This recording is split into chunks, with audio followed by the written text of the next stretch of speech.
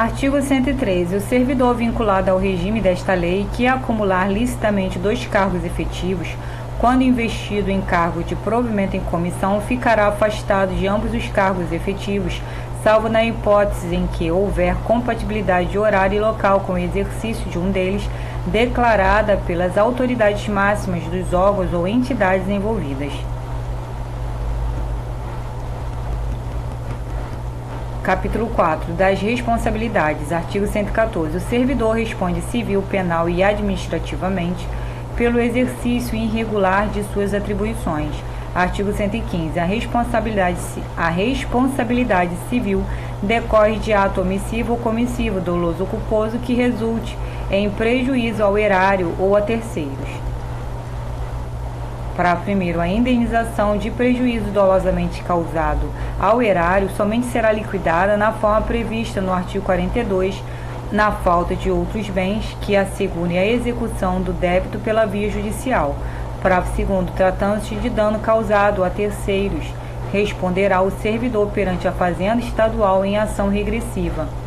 Parágrafo 3º. A obrigação de reparar o dano estende-se aos sucessores e contra eles será executada até o limite do valor da herança recebida. Artigo 116. A responsabilidade penal abrange os crimes e contravenções imputadas ao servidor nessa qualidade. Artigo 117. A responsabilidade administrativa resulta de ato omissivo ou comissivo praticado no desempenho do cargo ou função. Artigo 118. As sanções civis, penais e administrativas poderão acumular-se, sendo independentes entre si. Artigo 119. A responsabilidade administrativa do servidor será afastada no caso de absolvição criminal que negue a existência do fato ou sua autoria. Capítulo 5. Das penalidades.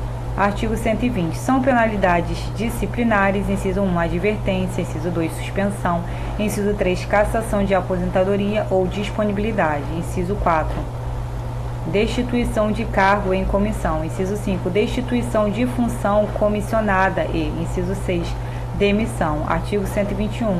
Na aplicação das penalidades serão consideradas a natureza e a gravidade da infração cometida, os danos que dela provierem para o serviço público, as circunstâncias agravantes ou atenuantes e os antecedentes funcionais. Parágrafo único. O ato de imposição da penalidade mencionará sempre o fundamento legal e a causa da sanção disciplinar. Artigo 122. A advertência será aplicada por escrito nos casos de violação de proibição constante do artigo 110, inciso 1 a 8 e inciso 11, e de inobservância de dever funcional previsto em lei, regulamentação ou norma interna que não justifique a imposição de penalidade mais grave. Artigo 123. A suspensão será aplicada em caso de reincidência das faltas punidas com advertência e de violação das demais proibições que não tipifiquem infração sujeita à penalidade de demissão, não podendo exceder de 90 dias. Parágrafo 1º. Será punido com suspensão de até 15 dias o servidor que, injustificadamente, recusar-se a ser submetido à inspeção médica determinada pela autoridade competente, cessando os efeitos da penalidade uma vez cumprida a determinação. Parágrafo 2º. Quando houver conveniência para o serviço, a penalidade de suspensão poderá ser convertida em multa na base de 50% por dia de vencimento ou remuneração, ficando o servidor obrigado a permanecer em serviço.